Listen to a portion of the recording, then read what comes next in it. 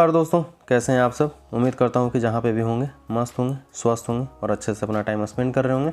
मेरा नाम विकास अजीत है और आज मैं फिर आपके समक्ष उपस्थित हूं एक नए वीडियो को लेकर के, एक नए चैप्टर को लेकर के। तो चलिए शुरू करते हैं। आज का जो मेरा टॉपिक है वो है missing number 4 in Lo Shu grid chart, effects and remedies for missing number 4, प्रभाव और उपाय। प्रीवियस वीडियो में मैं नंबर 3 के बारे में ऑलरेडी एक्सप्लेन कर चुका हूं, तो उसी कड़ी को आगे बढ़ाते हुए चलते हैं मिसिंग नंबर 4 की तरफ कि जिन व्यक्तियों के चार्ट में, जिन व्यक्तियों के लोशो ग्रिड चार्ट में, नंबरों चार्ट में नंबर 4 अवेलेबल नहीं है, तो उन व्यक्तियों का प्रभाव कैसा होता है और उस नंबर को इफ़ेक्टिव करने के लिए कौन कौन से रेमेडीज़ हम कर सकते हैं। ऐसा तो हो सकता है ना कि किसी व्यक्ति के चार्ट में नंबर 4 एक से ज़्यादा बार अवेलेबल हो। इट मे भी कि किसी व्यक्ति के चार्ट में नंबर 4 अवेलेबल हो ही ना, ये भी तो हो सकता है ना। कोई ज़रूरी तो है नहीं कि सारे व्यक्ति के चार्ट में सारे नंबर्स अवेलेबल हो ही हो, ऐसा नहीं होता है। बहुत सारे नंबर्स मिसिंग हो जाते हैं, बहुत सारे नंबर्स अवेलेबल नहीं हो पाते हैं। और जो डेट ऑफ बर्थ है वो गॉड गिफ्टेड है, भगवान के द्वारा दिया हुआ है, तो आप उसे जस्ट लाइक ए सिम आप चेंज नहीं कर सकते हैं, just like a phone change नहीं कर सकते हैं। एक बार भगवान ने आपको जो डेट ऑफ बर्थ दे दिया उसको आप चेंज नहीं कर सकते हैं। ताउम्र, इवन जब तक आपकी मौत नहीं हो जाए, वो नंबर आपको प्रभावित करते ही करते हैं। तो यहाँ पे कहने का मतलब ये है कि जो आपका एक्चुअल डेट ऑफ बर्थ है, I am not talking about your certificate date of birth, उसके बारे में मैं बात ही नहीं कर रहा हूँ। और कोई व्यक्ति आकर के बोलता भी है कि सर मेरा सर्टिफिकेट पे ये डेट ऑफ बर्थ है, तो उसके अकॉर्डिंग हम कैलकुलेशन करते भी नहीं हैं और रिकमेंडेड भी नहीं है, क्योंकि वो रिज़ल्ट भी दूसरा हो जाएगा और जो हम गणना करके बताएंगे, कैलकुलेशन करके बताएंगे, वो भी गलत हो जाएगा। तो जब भी मैं डेट ऑफ बर्थ के बारे में बात करता हूँ तो वो आपका एक्चुअल डेट ऑफ बर्थ होना चाहिए, न कि आपका ऑफिशियल डेट ऑफ बर्थ।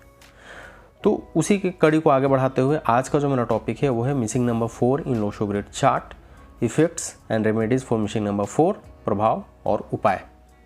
अब नंबर 4, इसके बारे में थोड़ा सा इंट्रोडक्शन में देता हूँ। नंबर 4 किसको रिप्रेजेंट करता है? राहु को रिप्रेजेंट करता है, साउथ ईस्ट डायरेक्शन को रिप्रेजेंट करता है और वुड एलिमेंट को रिप्रेजेंट करता है। नंबर 4 वाले लोग कैसे होते हैं? थोड़ा उनमें ईगो देखने को मिलता है, कंस्ट्रक्टिव नेचर वाले होते हैं, साथ ही साथ डिस्ट्रक्टिव नेचर वाले होते हैं, थोड़ा गुंडा टाइप के होते हैं, थोड़ा रिवेल टाइप के होते हैं, झुकना पसंद नहीं करते हैं, किसी के साथ सामने दबना पसंद नहीं करते हैं, थोड़ा दबंगी नेचर उनमें देखने को मिलता है। अड़ गए तो अड़ गए, भिड़ गए तो भिड़ गए, थोड़ा स्ट्रेट फॉरवर्ड नेचर देखने को मिलता है। किसी के सामने झुकना पसंद नहीं करते हैं, मतलब आप इनसे काम निकलवाना है तो प्रेम से निकलवाइए, अदरवाइज़ ये काम नहीं करेंगे, आपका टूट जाएंगे, बट झुकना इनको पसंद नहीं है। थोड़ा स्ट्रगलिंग नंबर माना जाता है नंबर 4। जब भी नंबर 4 के बारे में बात किया जाता है तो थोड़ा स्ट्रगलिंग नंबर है, आपको सक्सेस तो देता है लेकिन देर से देता है। और नंबर 4 के बारे में एक चीज़ और बोला जाता है, या तो देगा तो छप्पड़ फाड़ के देगा और नहीं तो छप्पड़ फाड़ के ले लेगा। मतलब कि यदि रातों रात अमीर जिन व्यक्ति होते हैं वो नंबर 4 इफेक्ट वाले होते हैं, लॉटरी निकल जाना, धनवान बन जाना, करोड़पति हो जाना। और यदि ये नंबर ख़राब हो गई तो आपको करोड़पति से रोडपति बनाने में ज़रा भी कोर कसर छोड़ते नहीं। तो इसके बारे में बोला जाता है कि देगा तो छप्पर फाड़ के और लेगा भी तो धोती या छप्पर फाड़ के। और जब भी हम कंसिडरेशन करते हैं, ये पॉलिटिक्स का भी नंबर माना जाता है नंबर 4। पॉलिटिकल जितने भी हाई लेवल के लीडर्स हैं उनमें नंबर 4 अवेलेबल देखने को मिलता है, क्योंकि ये जो नंबर है ना ऊंचे ओहदे आपको देता है, पदोन्नति भी देता है, वेल्थ का नंबर माना जाता है, शेयर गेन का नंबर माना जाता है, प्रोस्पेरिटी का नंबर माना जाता है, इमेजिनेशन का नंबर माना जाता है, इंट्यूटिव और प्रैक्टिकल नंबर माना जाता है, फेथफुल ऑनेस्ट नंबर भी माना जाता है।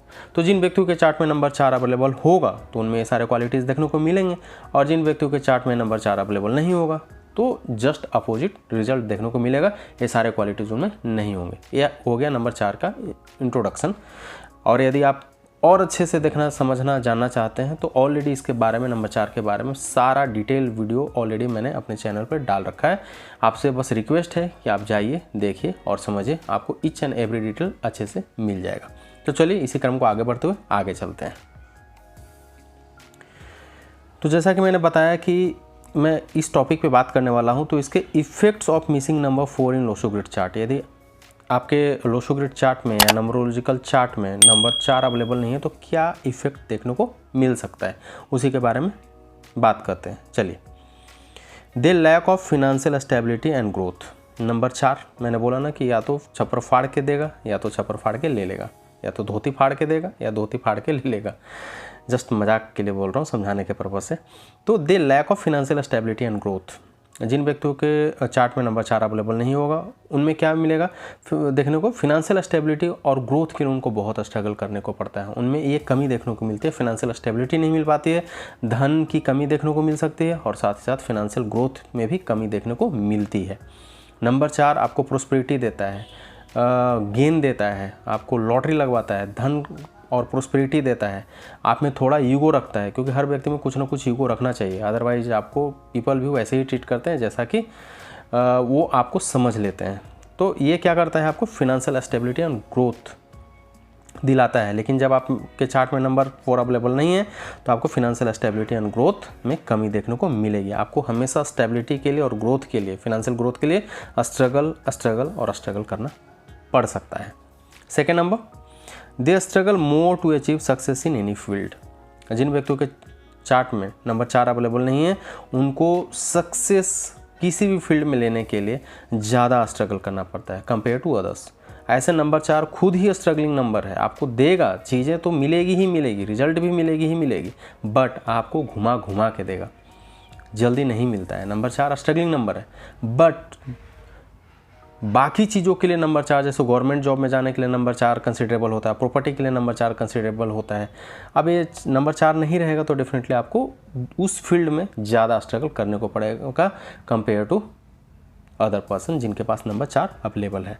तो they struggle more to achieve success in any field, ऐसा देखने को मिलता है। Third number, lack of intuitive power. इनमें इंट्यूटिव पावर की कमी देखने को मिलती है जिनके चार्ट में नंबर 4 अवेलेबल नहीं होता है। इंट्यूटिव पावर कहने का मतलब होता है मन के बात को भांप लेना, बिना बताए, बिना जाने समझे आप किसी भी व्यक्ति को आते हुए देखते हैं ना, उसी टाइम आप भांप लेते हैं। इंट्यूटिव पावर आपका काम कर जाता है कि ये व्यक्ति किस वजह से आ रहा है, क्यों, क्या सोच रहा होगा और क्या इसको काम हो सकता है कि इसको ये मेरे पास मिलने आ रहा है। तो आप इसको इंट्यूटिव पावर बोलते हैं ना कि मन के बात को भांप लेना, मन की बात को समझ लेना, इसी को इंट्यूटिव पावर बोला जाता है। तो जिन व्यक्तियों के चार्ट में नंबर 4 अवेलेबल नहीं होते हैं उनके पास लैक ऑफ इंट्यूटिव पावर हो जाता है, मन की बात को आसानी से भांप नहीं पाते हैं। Fourth number, lack of thought ability and memory loss. Number 4 जो है थॉट क्रिएशन का नंबर भी माना जाता है। तो जिन व्यक्तियों के चार्ट में नंबर 4 अवेलेबल नहीं है उनमें lack of thought ability and memory loss भी देखने को मिलता है, क्योंकि मैंने आपको एक मेंटल प्लेन के बारे में बताया था प्रीवियस वीडियो में, उसमें होता है number 4, 9 and 2।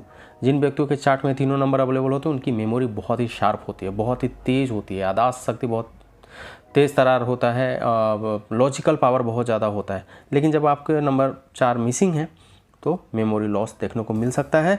Lack of thought ability भी, आप सोचने समझने की क्षमता में कमी देखने को मिल सकती है। पांचवा number, lack of courage, tolerance and organisational behaviour. आप में साहस की कमी देखने को मिल सकती है। लैक ऑफ करेज, साहस की कमी देखने को मिल सकती है, टॉलरेंस कम देखने को मिलेगा एंड ऑर्गेनाइजेशनल बिहेवियर कहने का मतलब है कि ऑर्गेनाइज्ड वे में जो काम करने की क्षमता है ना, उसमें भी कमी देखने को आपको मिल सकती है। क्योंकि नंबर 4 क्या है, ऐसे जनरल टर्म में बोला जाता है गुंडा का नंबर, रेवेलरी नंबर माना जाता है, साहस का नंबर है, करेज का नंबर है, झुकते नहीं हैं, ईगोइस्टिक थोड़ा होते हैं, मुफट टाइप के होते हैं, थोड़ा स्ट्रगलिंग भी होते हैं, बट वो झुकेंगे नहीं, टूट जाएंगे, झुकेंगे नहीं। तो जब आप में नंबर 4 अवेलेबल नहीं रहेगा तो क्या होगा, करेज, साहस की प्रॉब्लम रहेगी, साहस आप में देखने को कम मिलेगा। टॉलरेंस, सहन शक्ति जो होती है वो भी क्षमता में कमी आएगी। साथ ही साथ आप ऑर्गेनाइज्ड वे में बिहेव नहीं करेंगे, ऑर्गेनाइज्ड वे में नहीं चलेंगे और आपका सारा काम अनऑर्गेनाइज्ड वे में होगा। तो ये 4 नंबर जो है ना, साहस को भी देता है, लेकिन जब आप में नहीं रहेगा तो डेफिनेटली साहस की कमी होगी, सहनशीलता की कमी होगी और ऑर्गेनाइजेशनल बिहेव जो किया जाता है उसमें भी कमी देखने को मिलेगी। 6 number, sometimes they become direction less. यदि चार्ट में नंबर नहीं है तो आप रास्ता चलते चलते भटक सकते हैं। जाना था दायां, चले गए बायां, फिर बाद में आपको रियलाइज़ होगा कि अच्छा मुझे तो जाना था इस साइड में, चले गए इस साइड में। तो वो कभी कभी डायरेक्शन लेस हो जाते हैं, भटक जाते हैं, मार्ग भटक जाना। Sometimes they become direction less, क्योंकि उनको कोई रास्ता दिखाने वाला होता नहीं है और वो चलते तो जाते हैं लेकिन मंजिल तक पहुंच नहीं पाते हैं, they become directionless. 7 prone to accidents, और ऐसा देखने को मिला है जिनमें 4 नंबर नहीं है उनमें एक्सीडेंट्स होने के भी चांसेस ज़्यादा होते हैं, एक्सीडेंट्स करवाने की चांसेस ज़्यादा हो जाते हैं, कभी ना कभी कुछ ऐसा घटना घट जाता है। एक्सीडेंट्स का मतलब ऐसा नहीं कि बाइक से गिर गए और पैर हाथ टूट गया या कुछ ऐसा हो गया वैसा हो गया, ऐसा नहीं। प्रोन टू एक्सीडेंट्स मतलब कुछ ऐसी अप्रत्याशित घटना घटित हो सकती है। यदि आपके चार्ट में नंबर 4 अवेलेबल नहीं है तो आपको कुछ ऐसा देखने को मिल सकता है। इट मे बी कि ये फिनेंशियल एक्सीडेंट्स हो सकते हैं, रिलेशनशिप एक्सीडेंट्स हो सकते हैं या कुछ और भी हो सकता है, बट प्रोन टू एक्सीडेंट्स यदि आपके चार्ट में नंबर 4 अवेलेबल नहीं है तो ये देखने को मिल सकता है। Number 8 wealth and financial issues, हमेशा आपको वेल्थ एंड फाइनेंशियल इश्यूज़ देखने को मिलेगा, क्योंकि धन तो आएगा लेकिन कहाँ जाएगा पता नहीं चलेगा। आप उसको संचय करने में सक्षम महसूस करेंगे, आपको लगेगा कमा तो बहुत रहे हैं बट कहीं टिक नहीं रहा है, आता तो है बट जैसे ही आता है वैसे ही चला जाता है। तो वेल्थ एंड फाइनेंशियल इश्यूज़ देखने को मिलते हैं यदि आपके चार्ट में नंबर 4 अवेलेबल नहीं है। ये तो हो गए इफ़ेक्ट्स, यदि आपके चार्ट में नंबर 4 अवेलेबल नहीं है तो इसका क्या प्रभाव पड़ता है व्यक्ति के ज़िंदगी पे, व्यक्ति के पर्सनालिटी एंड ट्रेट्स पे, उसका इफ़ेक्ट्स ये देखने को मिल सकता है। और भी डिटेल में जाना है तो आप मेरे प्रीवियस वीडियो को देख सकते हैं, समझ सकते हैं। चलिए आगे चलते हैं। अब हमने बात कर लिया कि इफ़ेक्ट्स क्या प्रभाव पड़ सकता है, बट दुनिया में जितनी भी समस्याएं हैं उसके समस्या को हटाने के लिए कुछ संसाधन भी अवेलेबल होते हैं। तो यदि आपके चार्ट में नंबर 4 अवेलेबल नहीं है तो उसके लिए कुछ रेमेडीज़ भी हम कर सकते हैं। यदि आपको लगता है कि वो क्वालिटीज़ आप में चाहिए जो नंबर 4 वाले लोगों में होती है तो उसके लिए कुछ रेमेडीज़ भी बताए जाते हैं। कुछ रेमेडीज़ भी होते हैं और बहुत ही सिंपल और सरल होते हैं जो आसानी से आप कर सकते हैं। जैसे आप किसी एस्ट्रोलॉजर या पंडित जी या नंबरोलॉजिस्ट के पास जाएंगे और बोलेंगे तो डेफिनेटली वो आपको गाइड करेंगे कि हाँ ये आप तरीका कीजिए, कुछ ऐसे छोटे छोटे रेमेडीज़ कर लीजिए, कुछ स्टोन पहन लीजिए, कुछ ऐसा कीजिए तो आप में वो रिजल्ट देखने को मिल सकता है। तो उसके लिए चलिए क्या देखते हैं, रेमेडीज़ फॉर मिसिंग नंबर 4। अभी हमने प्रभाव के बारे में देखा, इफ़ेक्ट्स देखा, क्या इफ़ेक्ट्स पड़ते हैं नेगेटिव। अभी हम रेमेडीज़ देखते हैं कि मिसिंग नंबर 4 हो गए तो उसके लिए हम कौन से रेमेडीज़ कर सकते हैं जिससे कि आप में वो क्वालिटीज़ देखने को मिल जाए जो नंबर 4 न होने से आप में देखने को मिल रहा है। तो पहला नंबर 4 क्या है, किसको रिप्रेजेंट करता है, वुड एलिमेंट को रिप्रेजेंट करता है एंड साउथ ईस्ट डायरेक्शन को रिप्रेजेंट करता है। किसी भी नंबर को समझने के लिए ना सबसे बेस्ट तरीका है उसके पैटर्न को समझना सीख लीजिए, आपको कहीं जाने की जरूरत नहीं पड़ेगी। नंबर 4 रिप्रेजेंट्स वुड एलिमेंट, लकड़ी तत्व को रिप्रेजेंट करता है और डायरेक्शन कौन सा होता है, साउथ ईस्ट डायरेक्शन को रिप्रेजेंट करता है। तो क्या कर सकते हैं हम, दे शुड वियर तुलसी माला और 5 मुखी रुद्राक्ष। नंबर 3 और नंबर 4 वुड एलिमेंट को रिप्रेजेंट करते हैं। तो जब हम जान गए कि वुड एलिमेंट को रिप्रेजेंट करता है और ये कमी है हमारे में तो हम क्या कर सकते हैं, तुलसी माला या 5 मुखी रुद्राक्ष हम धारण कर सकते हैं। वो आपके वुड एलिमेंट को इफेक्ट को बढ़ा देंगे, क्योंकि तुलसी वुड एलिमेंट है और रुद्राक्ष भी लकड़ी के बने हुए होते हैं। तो आपको वो प्रभाव ऑटोमेटिकली देखने को मिल जाएगा जैसे ही आप तुलसी माला और 5 मुखी रुद्राक्ष या कोई और भी रुद्राक्ष धारण करते हैं अपने गले में, अपने हाथ में, तो आपको वो प्रभाव देखने को मिल जाएगा। और बहुत बढ़िया इस तरीका है, आपका एक स्पिरिचुअल जर्नी भी शुरू हो जाती है। जब आप तुलसी माला या रुद्राक्ष माला धारण करते हैं तो आप में एक स्पिरिचुअलिटी का प्रसार हो जाता है, आपके लाइफ में कुछ चेंजेस देखने को मिलती है। तो बहुत अच्छा तरीका है, आप नंबर 4 के इफेक्ट्स को ले सकते हैं। सेकेंड नंबर, अब लकड़ी तत्व है तो क्या कर सकते हैं, use wooden things like wooden table, wooden pen, wooden crafts, wooden wall clock. अब वुडन एलिमेंट्स को है तो उसको इंक्रीज करने के लिए क्या कर सकते हैं आप, वुडन टेबल ज़्यादा से ज़्यादा यूज कीजिए, वुडन पेन अपने पास रख सकते हैं, ऑलवेज कैरी कीजिए, वुडन क्राफ्ट्स ले सकते हैं और वुडन वॉल क्लॉक को आप साउथ ईस्ट डायरेक्शन में हैंग कर सकते हैं। ज़्यादा से ज़्यादा यूज कीजिए, आपको ज़्यादा रिजल्ट देखने को मिलेगा। थर्ड नंबर, बहुत ही बढ़िया उपाय है। Third number, feed the street dogs. जितने भी रास्ते पे डॉग्स हैं, जितना भी आप कर सकते हैं उनके लिए उनको खाना खिलाइए, बिस्किट खिलाइए, बट ग्लूकोज वाली बिस्किट मत खिलाइए। आप एक काम कीजिए कि डॉग्स का जो बिस्किट आता है ना, ले लीजिए, और आपको लगता है कि हमारे गली में 4-5 स्ट्रीट डॉग्स हैं जो पालतू नहीं हैं, उनको आप खिला दीजिए। दूध में भीगा हुआ रोटी भी खिला सकते हैं, ब्रेड खिला सकते हैं, जितना उनका सेवा कर सकते हैं उतना सेवा कीजिए, बेस्ट रिजल्ट आपको देखने को मिलेगा। फीड दी स्ट्रीट डॉग्स बहुत ही बेहतरीन तरीका है। फीड दी स्ट्रीट डॉग्स जितना पॉसिबल हो 4, 5, 7, 8, 10 जितना आप सेवा कर सकते हैं उतना कीजिए, आपको बहुत ही गजब का रिजल्ट देखने को मिल सकता है।